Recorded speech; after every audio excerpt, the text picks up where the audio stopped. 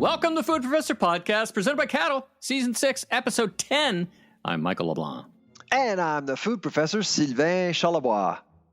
Our guest this episode is one half the co-founder of Von Slicks, Rob Sengotta, and he is based in the center of the universe, at least based in the center of Canada, a chef based in Manitoba, and his partner Langdon. They've actually been on the podcast before. We had him for kind of a snapshot bonus episode a couple of years back. Award-winning product with their butter that they take all kinds of ingredients and they make a butter that's great for consumers and for, you'll hear, from restaurants. And anyway, it's an award-winning product based on fine butter from fine dairy from Manitoba. You're going to hear all about it. Yeah, they're trying to get, if you haven't heard of them or haven't seen them, it's because their distribution is kind of Manitoba West. So they're looking for a little more distribution east. Maybe some folks listening can help them out with that. So anyway, they've it's a great episode and kind of from inspiration to that getting it going. So it's I found it inspiring, and we continue to wish them best luck. They're Dragon's Den and all that stuff. So anyway, super super-interesting. Oh yeah, hard-working guy They're hard-working guys. We were going to get both of them actually on the mic, but one guy got, he's busy at a trade show, got stuck in traffic. So anyway, notwithstanding that, great interview. We'll get to that later in the episode. Reminder, next week, you and I will be at the Coffee Association of Canada's conference. Oh, yeah. Looking forward to that. We were just on the mic with Diane, who runs it, and we're going to do a live episode, and then we're going to turn the mics off. Live on stage, you and I in front of a live audience. Super fun. This is a first for us. Fun. I know, it's super fun. And then we're going to turn the recording off, and then people can ask us questions, because that way there'll be a full and frank discussion of whatever question. So it'll be a little best of both worlds. So looking absolutely. forward to that, and seeing you, my friend, because we'll go to dinner. I got someplace in mind, so we always do that when you're in town. So looking forward to that. You always do a good job in filling my belly and emptying my pockets. It's great. All right. For those of you watching on YouTube or listening, you sound a bit different. You are in a foreign land. Tell the people where you are and what are you doing there? Again, it's pretty rare that I travel during the semester, but I am on sabbatical at McGill this year. And so I'm actually in Medellín, Colombia. And by the way, this is where Pablo, the chief of a cartel, was killed. Actually, it was very, very violent for many, many years, but things have changed since 2016. And so for the first time, the university here, it's called UPB, they're hosting a conference, an international conference on rural economies and how to grow rural economies with, of course, food. And so they invited me. There's about 200 people here from all over the world, essentially trying to figure out how to empower Colombians to grow a food economy. And I got to tell you, they still have a lot of work to do. So since 2016, of course, things have changed. The war, I guess, the drug war is over, but there are still some major challenges in the rural areas where you still have lords controlling drug distribution, and farmers are sort of controlled by these lords, and to actually get them to grow other things, legal food like carrots and other things, so Colombia can actually build an economy for itself. It's been extremely difficult. The other thing that I actually learned while I'm here as a researcher, 50% of the land in Colombia is controlled by these lords, and you can't really access them. And so if you want to meet farmers, if you want to work with them, you need to get permission from certain groups. Can you imagine? Like half of the country, you can't really travel freely unless you're a tourist, of course. That's a little different. But if you're actually doing work because you want to help farmers, increase yields or deal with animals or pests, it's extremely difficult. So all in all, very hospitable people. But this country of 50 million people, and the size is I think a tenth of Canada's. But there's still some lingering issues they have to fix. And of course, the other thing that I learned is academic freedom is a little different. When I got on stage yesterday, I'm a Canadian, so I'm free to say what I want. And after my talk, I was actually pushed aside and said, there are certain things you said like a Colombian would never get away with, ever. Yeah, so you can feel that they're still trying to figure things out here.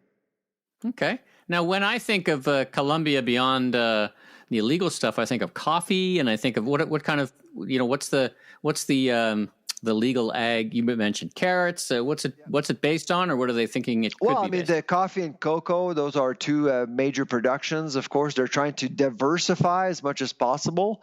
Obviously, with the coffee situation is a good one for Colombia because they haven't really experienced the same issues as, say, Brazil or Vietnam.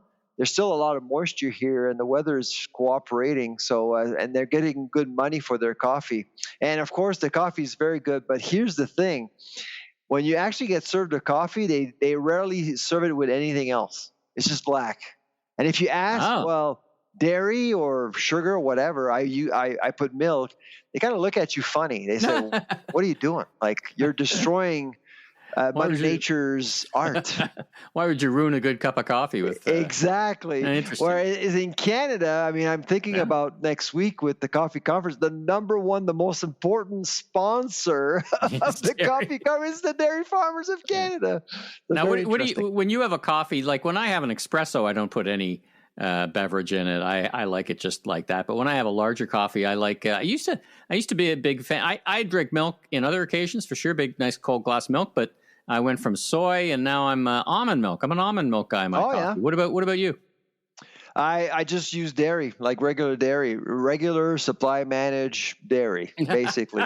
And but here you got to work for it. You got to work hard to actually get dairy for sure. And but that's okay. Actually, this morning, the guy came over with another cup of coffee. Never even thought of offering me milk. I just drank it black. It's fine. It's great. Yeah. I mean, it was flavorful, obviously. Yeah. So I didn't mind that, but I have Americanos. I don't have like the espressos. So I like a lot of liquid. I like for my experience to endure to be longer than an espresso. An espresso, you're done with one sip. I mean, what's the joy of that? Let's move on. My thoughts turn to the people of Jamaica and Cuba. They just got pummeled by what is described as the biggest storm on the planet. Well, my flight coming in into Colombia, it was extended by an hour to get around a hurricane. Oh, interesting. Now, when I think of Jamaica in the context of our show, I think of coffee.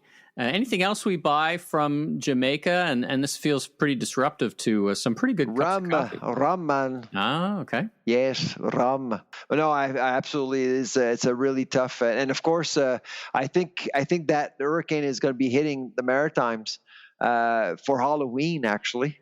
So it's supposed to land in Newfoundland and Newfoundland on latest I saw was Saturday. But I'm gonna, it's gonna go. But it's gonna be a wet Halloween night, and so I think that people will be pleased because the Blue Jays are playing game number 6 on Friday. So there you go. That's right. All those trick or treaters. Anyway, go Jays. They're doing well, and they're playing again tonight. I think people will give out baseballs instead of just candy.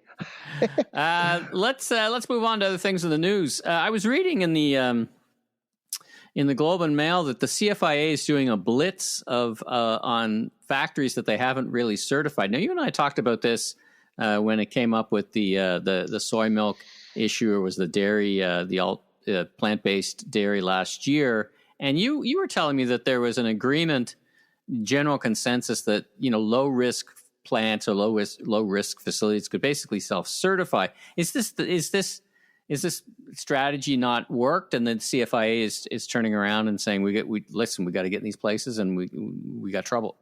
I don't know if it's linked, to be honest. I do know that the CFIA needs to pick up the pace here. I think the most troubling thing is that we don't know exactly what goes on with these inspections. What's the frequency and who's on the risky list. I'm all for transparency. I think transparency is important, but I've never thought that from a risk communication perspective. CFA was a strong player in risk management for sure. But when it comes to risk communication, it's really bad, and I think it kind of caught up to them a little bit. So they're actually. I mean, the fact that you read about it in the Globe and Mail is a good thing. I mean, people actually know what the CFI is doing. There's like 8,000 people that work there. So that's a big team. Yeah, it's a big team. So I think it's and we have about 3,400 federal inspectors doing some work every single day, and we barely know any of it. And so I think it's important for them to kind of go out and explain to the public exactly what they're doing. Speaking of explaining to the public exactly what they're doing, let's talk about cloned meat. And again, we've talked about this in a couple of contexts. In May. We talked about it in May. Year. We talked about it in the context of salmon year and a half ago. Now, what's gone on? What's news that's got you thinking about cloned meat? Well, I heard from a good source. I won't tell you who, but I heard from a good source that so back in May we talked about it on the show. And what was announced is that the Health Canada is actually thinking of allowing the offsprings of clone animals, not the clone animals, but the offsprings of clone animal to be commercialized. So for I believe for beef and pork, and I don't think there are any other species included. But essentially, that would be it. And so they did consult. They went through. They opened up a cycle of consultations with different groups. About 1,200 people were involved. What I heard this week is that Health Canada intends to communicate with those 1,200 people, and that's it. Telling them that they're going ahead, considering cloned meat, if you want to call it that way, not to be a novel product. So basically, it wouldn't require any approval whatsoever or any labeling for that matter. And so basically, we will soon have access to these products. Essentially, there's no labeling, no announcements, nothing, which to me is quite troubling. I think that Canadians actually deserve to know exactly what's going on with some of these things, because I mean, scientifically, there are no risks. I mean, there are little risks. There's always a risk, but risks are similar to regular meat. But it's not the science that's the problem; it's the silence. The silence that's the problem. You want to communicate with the people and saying, okay, this is clone. This is what we're doing. These are the reasons why. And instead of just hiding and going ahead with things, this is exactly what led to our GMO problem. I was going to say, it sounds like the history of GMOs, right? So for many years, they basically claim, you know what, genetic engineering is not a problem, which is true. I mean, the science is actually sound, but it's the silence that really drives a lot of people crazy, and they haven't learned from this, unfortunately. And so I'm afraid that this actually could come back. What the problem with this is that if you decide not to label, if you decide not to inform the public, some people may say, you know what, I'm not buying meat at all. Like I'm just not buying any of this, and I'm going somewhere else. And I'm going to a butcher. I'm going to, I want to know the origin of the product that I'm actually buying. And so it's going to hurt the image of the entire industry. So I think, transparency, I think, is key, and it's often underappreciated as far as I'm concerned. Now, if this may not be a question you can answer, but as times of how big an order of magnitude could this become? Could this be a double-digit percentage of the beef on shelf? Like, how big is cloning in the meat business? We don't really talk about it in that context. No, and frankly, I don't know. Like, it could be pretty significant, to be honest. And people may wonder, why do you clone an animal in the first place? What you want to design the best animal and increase productivity, increase quality, and of course reduce production costs. It's very natural. The thing about technologies across the food supply chain over the years is that we've seen benefits given to the industry. But when it comes to the till, when it comes to the consumer paying for that food, there's never any obvious financial benefits for the consumer. If you start labeling, you completely change the rules, because if all of a sudden you have, clone meat at $10 and regular meat at $10, most people will take the regular meat. But if your clone meat, because it costs less, is $7 or $6, my bet is that a lot of people would consider it, Yeah. Yeah. As you always say, let the people decide. Let the people decide. Power to the people. Power to the people. You talked about consultation in this, and speaking of consultation, you are back in the nation's capital, my hometown of Ottawa. On Monday, yeah. On Monday. Now, how many times have you done this? How many times? So this is going to be, I believe, my 22nd time in my career. Yeah. So now, what are you testifying? What do you go to testify about on Monday?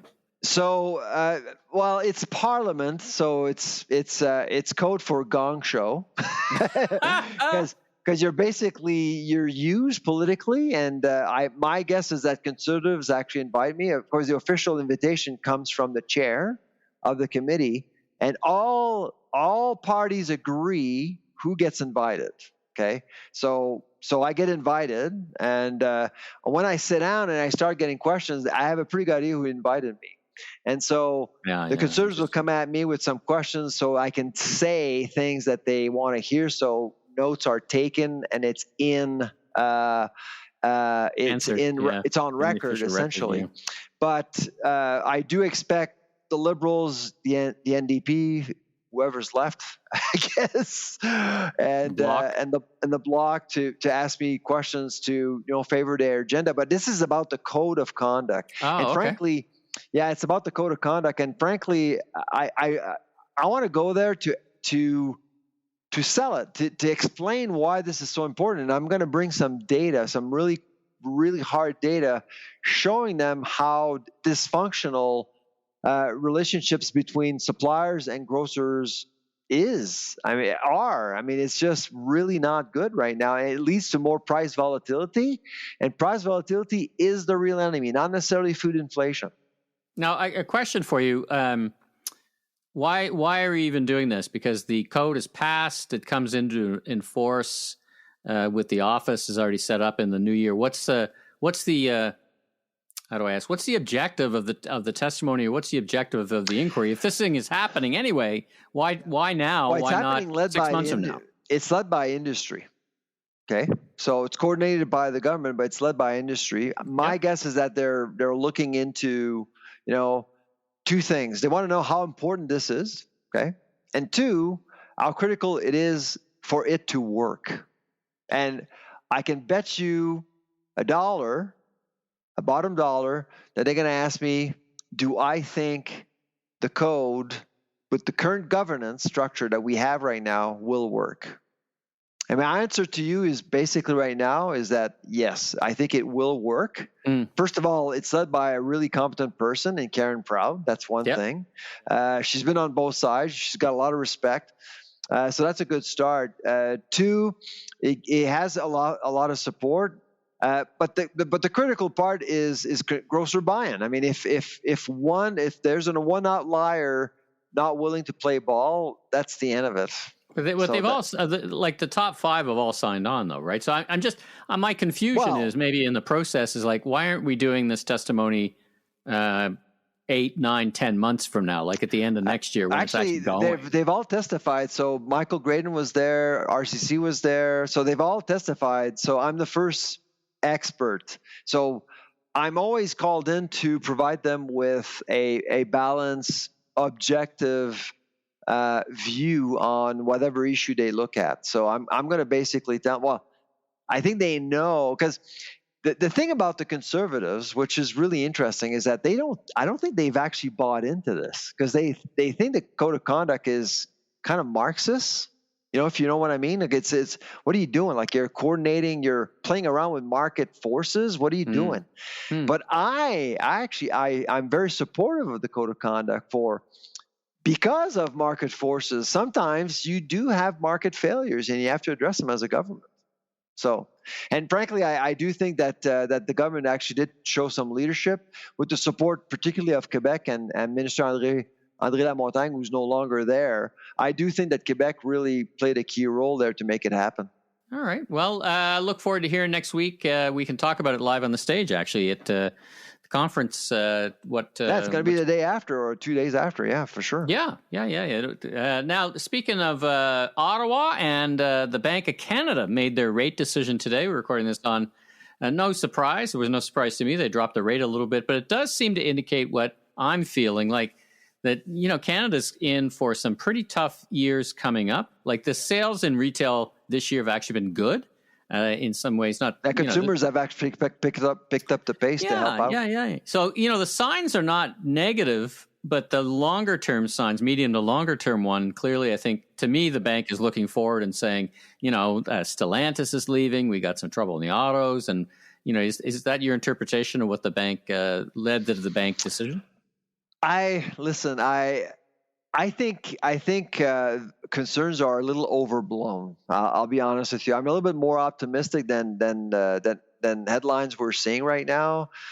Yes, specific sectors will be hit by what's happening with Washington right now, but overall, consumers are showing up. When it comes to food sales are up. My concern is in food service, and I'll be talking about this the next week, of course. And I think a lot of people are seeing it.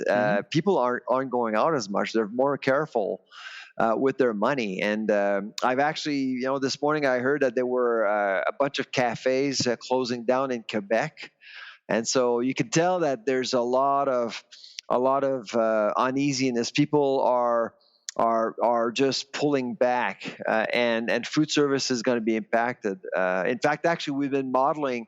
So right now in Canada, there's about, I believe, about 87,000, 90,000 restaurants. That number could actually drop by 2030. Wow. Not go up. It will drop because a lot of operations right now are losing money because of input costs. And if there are any significant changes to the temporary foreign workers program, which actually eventually supports many of these stores out there, I suspect that many will close. And so it's going to be tough. And in fact, actually, we've been working on Canada's food price report, which will be coming out on December 4th. So we look at food service, and the data that we're looking at is not great. I'll be honest with you. Yeah, it's people are very careful with their money. Now let's take a quick break, and we're going to hear first of all from our great presenting sponsor, Caddle, and then we're going to hear more about Von Slicks. Need fast, reliable Canadian shopper insights? Meet Rapid Response, Caddle's most popular survey tool. In just 5 questions, you can reach any audience in Canada, French, English, or both, with results delivered in as little as 5 business days. Whether you've got a big retailer meeting coming up or need quick, credible data to guide decisions, Rapid Response gives you expert research and a powerful Excel-based dashboard, all for just $2,500, with subscription options that can save you even more. As a listener of the Food Professor podcast, your first Rapid Response is free. Just email at insights@caddle.ca and mention the Food Professor. That's insights@caddle.ca. Rob, welcome back to the Food Professor podcast, certainly for the brand second appearance. How are you? I'm doing good. Keeping busy, living life. Fantastic. Now, where are we finding you today? Are you in the home province of beautiful Manitoba? Yeah, we're in Manitoba. So we are actually, at the moment, I'm down in Middleborough, Manitoba, which is down the southeast corner in our facility. So today's a production day, making sure everything happens, get butter out to the world. All right, fantastic. Good stuff. A production day. Well, listen, it's great to get back on the mic with Von Slicks after we had a very brief conversation a couple of years ago after, I think it was RCC's Canadian Grand Prix Awards. But it's great. It's going to be great to catch up. And we had a brief conversation. We'll have a longer one today. So let's not assume that everybody listening has heard about you or heard that interview. So why don't you tell us about your background, your partner's background, and let's start there. Okay, well, I've been a chef my whole life. I did culinary training out in TRU in Kamloops, late 90s.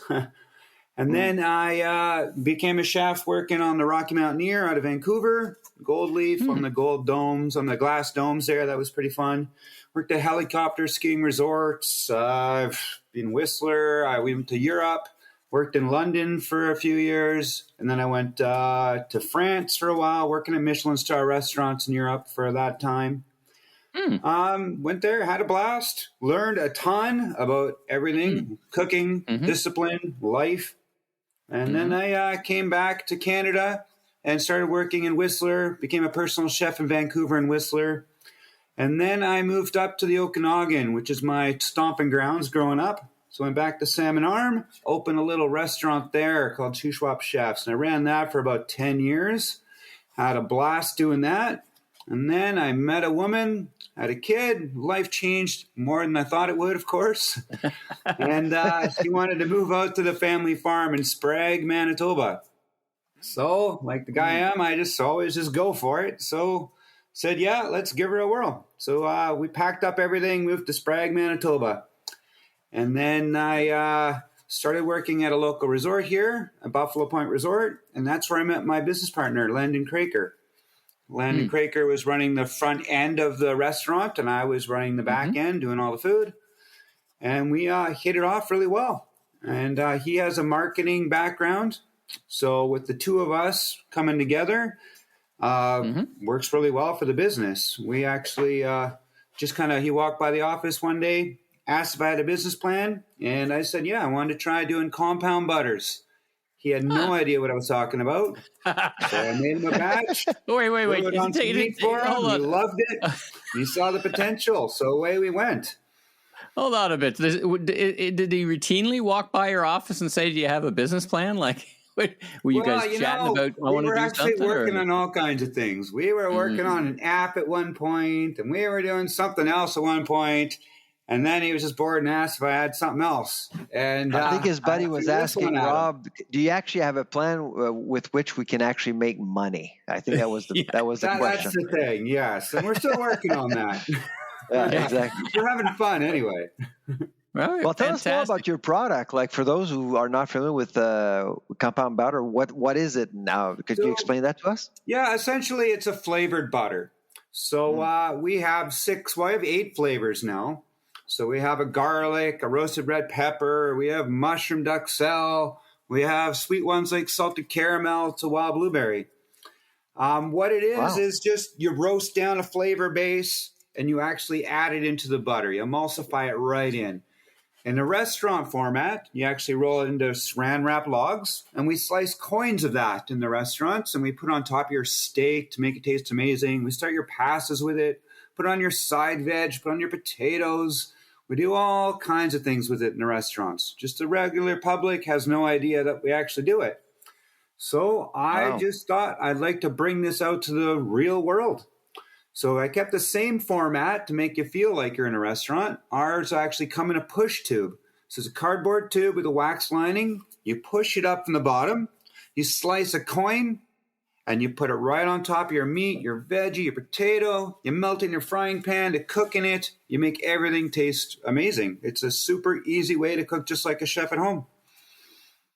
Which flavor is the most popular right now? You know, garlic confit is the most popular. That's we call that one the gateway butter. Yeah, that's the one it starts with.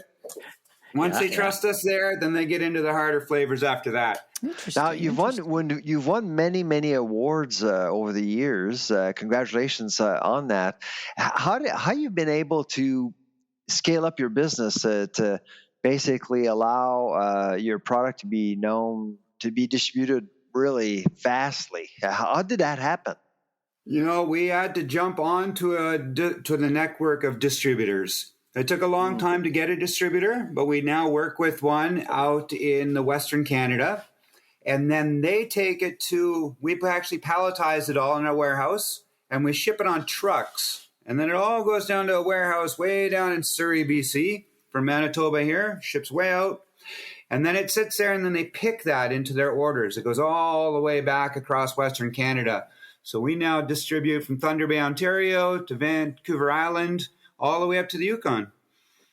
Oh, okay, so your product is not available in Quebec or in the Atlantic. Not yet. That's the next project. So there you go. I am in Halifax, so I'm really longing for your product. So please make it Well, we do have our online possible. store. That is I was just our going to ask that, yeah, because it's a beautiful website. Absolutely, you could tell us more about that. Well, you just go on the website. You can order all 8 flavors there, and we actually ship it out to you in an insulated envelope in a box, so it can make it all the way there. It's usually 2-3 days shipping all over Canada. And we're going to really hit that hard and explode that this year. And so is that a growing segment of your business right now, the B2C? Yes, it is. We finally found a way that we can do it cost effectively. So that's a growing part. The next other part of our business is lots and lots of markets. We do craft markets, trade shows, everything. I was in... Where was I? Brandon this weekend. We had a guy in Edmonton. We had one down in Medicine Hat and Winnipeg all at the same time. Markets. Grow the brand.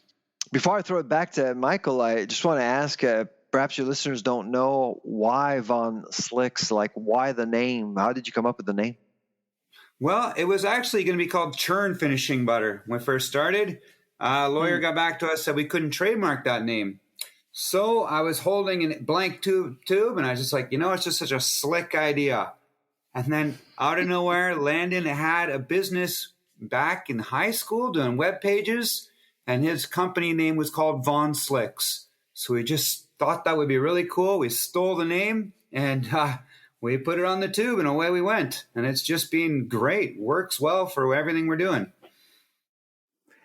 As you go through these markets and you interact directly with people, which is really a blessing, right? You get to hear the feedback. Do people get it right away? Like, do they understand what they can do with your product? I think, as Sylvain says, as you said, the gateway is kind of, a garlic butter. Everybody can figure out what they can do with that. But the other ones are a little less clear. And how do you are they picking up on the vibe, so to speak, that you're putting out there, that there's so much more flavor? Most of the time, yes. Really what seals the deal is a taster. We have lots of samples going out at these markets. You try it on a piece of bread, and it's all sealed for you. Try that, and then it just opens up their eyes. Then they understand what they can do with it. The potential is limitless. There's just no end to flavors of butter and what you can actually do with them.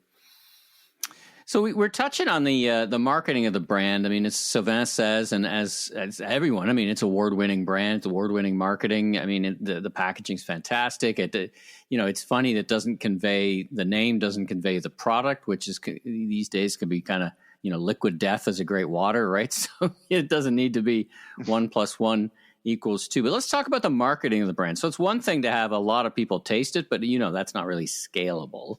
So what do you do in terms of inventing or investing in marketing? Is it social media? How do you influencers? I mean, you were on Dragon's Den. Love to hear about that. Like, how do you think about, as a relatively small, as a small CPG company, how do you leverage all these moving parts? It's social media is a big one for sure. We actually hit the road a lot. Doing podcasts like this are always great for us, of course. We try to do a lot of affiliated marketing and just keep trying new avenues. It's all about keeping within budget is the hardest thing for small companies. Well, talk about, you were on Dragon's Den. Talk about that. What was that experience like? Did you get funded or did you do it just for the experience as some people do, or the exposure? Talk about that. We went on that. It was probably our first 8 months of business. We were really, really new. Hindsight, looking back, we went on too early in our company. We did get a great exposure. They did offer 3 different offers that day. We did decline the 3 offers just because they wanted too much equity in the business in its first year. The way we saw it is if we're going to actually sell in and get investors in, we wanted to actually have a little bit of headway before us. So, hindsight 2020, I wish we actually would go on now, because now you have national distribution. We're actually growing. You can go get it. Before, they heard about us all on TV, and they could only get it at 2 stores in Manitoba. And no online yet.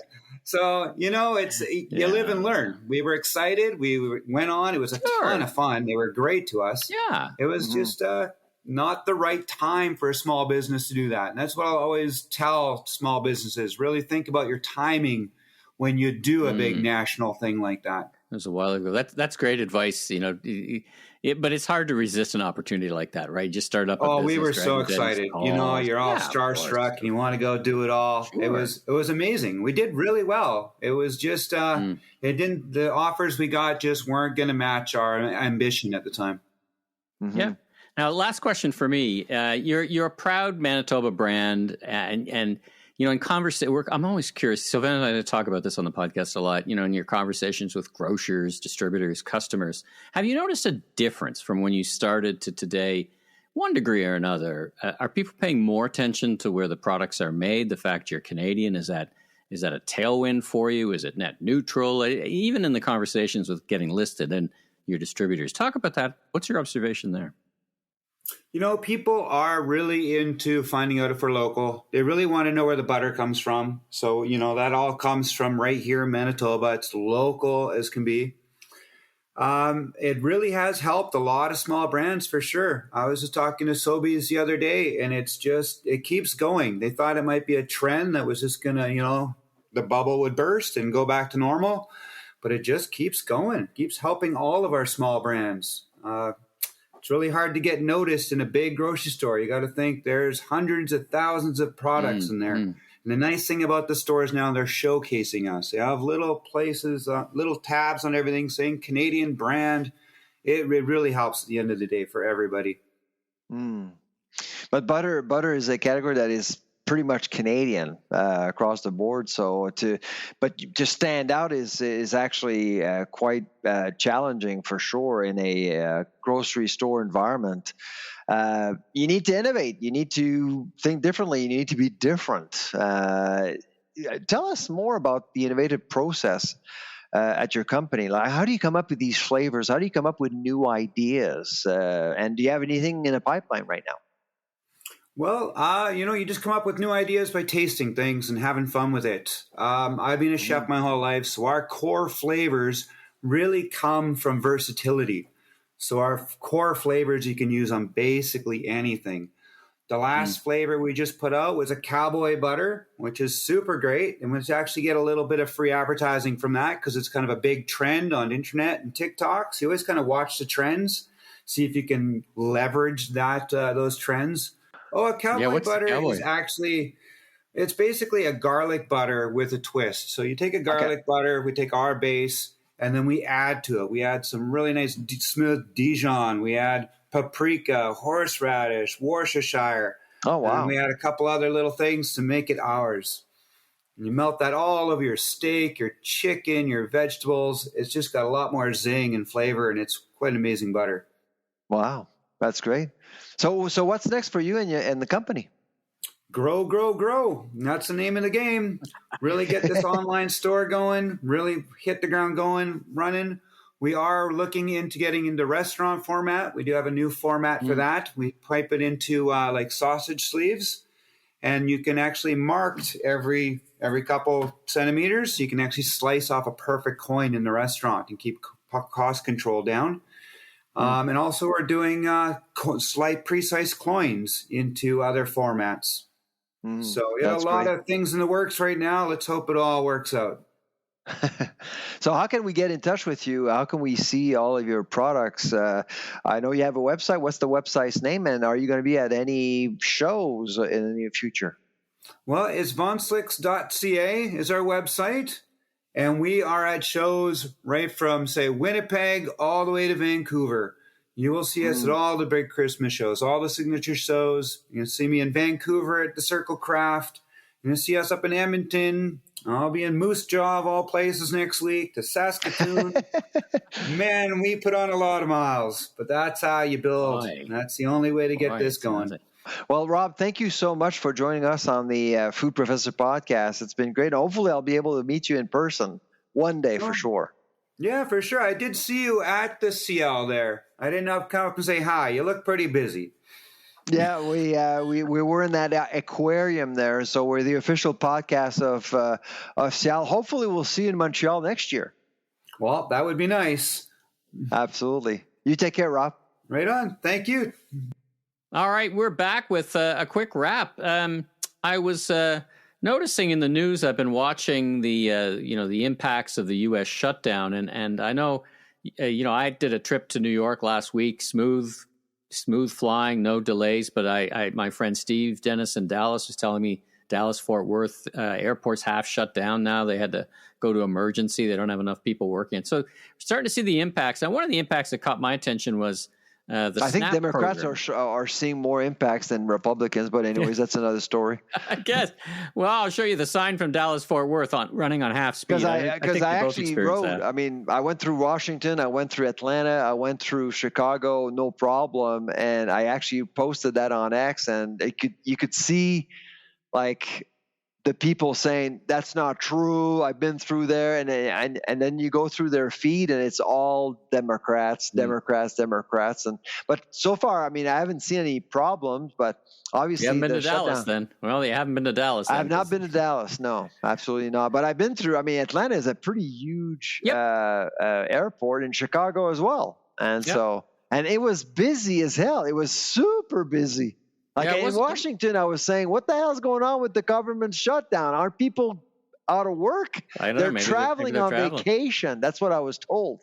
Well, what I wanted to connect to all this stuff is the SNAP program. So the SNAP program, we've talked about it a little before. I'm actually kind of curious. It got me thinking about, so the SNAP program, you can probably explain it way better than I can, but basically it's run by the Department of Agriculture, and it gives people certificates so they can go out and help feed themselves and coupons or whatever. What I got thinking about is, why don't, if you could, that's probably a terrible explanation, but if you could spend a minute explaining what SNAP is, and then B, why doesn't Canada take an approach like this? Why do we not have some kind of, whether it's provincial or federal program that subsidizes in a more direct fashion like they do in the States? Yeah, it's a very good question, I think. So the SNAP program is basically half of the entire farm bill. It's worth billions and billions, and the farm bill itself is almost $2 billion. $2 trillion. Trillion dollars.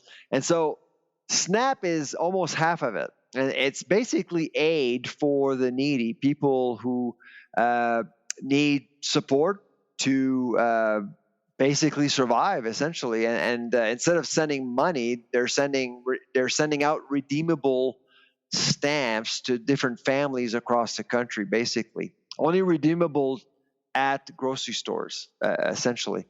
Now, I actually think it's time for Canadians to think about it, but I've always seen some resistance coming from Canada for two reasons. One, it's an American model, and most Canadians don't think that, well, when it comes to social welfare, we shouldn't be copying Americans. And two, it's the stigma of food stamps. Canadians don't like that. They don't see any benefits. But the thing is that now we saw the hunger count this week coming out, okay? And the hunger count is saying that basically 2.2 million Canadians a month go to food banks. So the picture is very different now than it was, say, 5-7 years ago. I think there's this recognition that a lot of people need help, and I think as Canadians we haven't figured out how to institutionalize help, support that we need to provide to different folks. And I've always believed that there's always going to be people needing help, and food banks have a role to play. But at the same time, I do think that at some point we need to think about, a system that would allow families to, make ends meet when things get tough. And the SNAP program does a pretty good job. The other concern, of course, that I have with the SNAP program in the U.S. is that you can redeem those stamps at any grocery stores, but they're not specific in terms of what you buy. Oh, okay.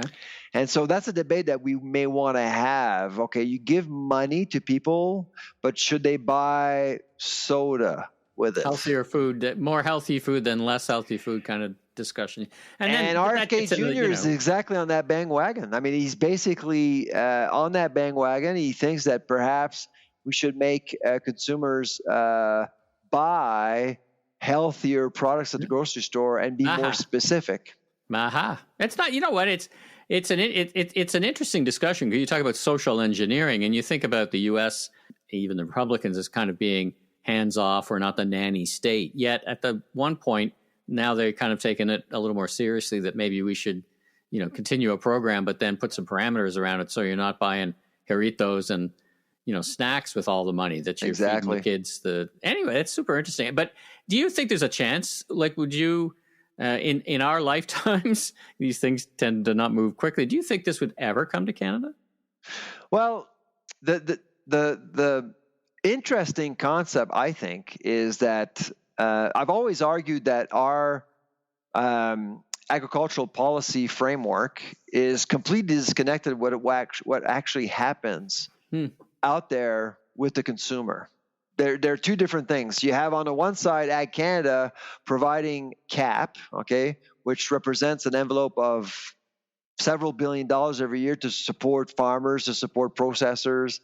And here we are. There's actually zero connection between production and consumption. The Farm Bill in America does exactly that. So there is that's why actually in America they produce more rice now. They produce rice because people eat rice and they don't want to be dependent on other nations. So as you connect both supply and demand through policy, well, you can actually make the country much stronger that way. And but right now, let's face it, we don't have any money. We're looking at potentially on November 4th, we're looking at a deficit of $100 billion. And the Farm Bill is massive. It's a huge piece of work. And it's basically, I think it's 1,000 times bigger than our own CAP. And so if you want to commit to something, you would need to make Agriculture Canada a much more influential department. And I don't see it happening. I mean, Environment Canada has much more power right now in Ottawa. I mean, you have basically, you have the PMO, the PCO, you have finance, treasury, health, you have probably 100 feet of crap, and at the bottom, you have Ag Canada. That's how it works in Ottawa. So you need to change that. For all you listeners in Ag Canada, we just hope you kind of like float yourself to the surface and actually I should tell not 100 feet of practice, it should be 100 feet of manure. Jeez. All right. Well, you civil servants, we love you. You're doing a great job, but you need help. You need more power. You need more power. And appoint a minister that matters, who matters. Not just a minister who comes from PI. That's a whole other thing. Hey, last thing, it's an important week, and I haven't checked my, it's a fast moving story. I haven't checked my my news feed in a couple of hours, but Trump is over in China trying to open up the door again to soybeans and soybean sales to help out the farmers. I haven't heard any. Haven't heard any update. There's a huge glut of soybeans in America, and there's a huge glut of canola in Canada. Yeah. Put a good word in for us across the table. I honestly think Donald Trump could be our canola growers' savior. To be honest, I mean, because it's not a problem that it can be solved quickly by the Canadians. And all due respect to our Minister of Agriculture and Cody Blois, who've been there, Canada doesn't carry the weight, but America does. So it'd be great if we can actually see Donald Trump solve the issue of soybeans in the U.S. and canola in Canada. That would be great. Yeah, let's throw this. So I need to do a square for my friends up north and Mr. Carney across the table from me. And thanks for stopping that ad. And don't set out videos bashing foreign policy. I don't even want to get there. Jesus, Queen's Park, get over it. Right. So listen. What energy. Feels good. Feels good. Well, listen. You're leaving. You're heading out tomorrow. Safe travels back. You'll be in Ottawa, and then you'll be with me here in lovely Markham, Ontario. And really looking forward to that. And the listeners will be able to hear our onstage shenanigans in an upcoming episode. So we're looking forward to that. But for this episode, let's leave it here. I'm Mike LeBlanc, consumer growth advocate and advisor and media entrepreneur. And you are? And I'm the food professor, Sylvain Charlebois. Safe travels, everyone. Take care.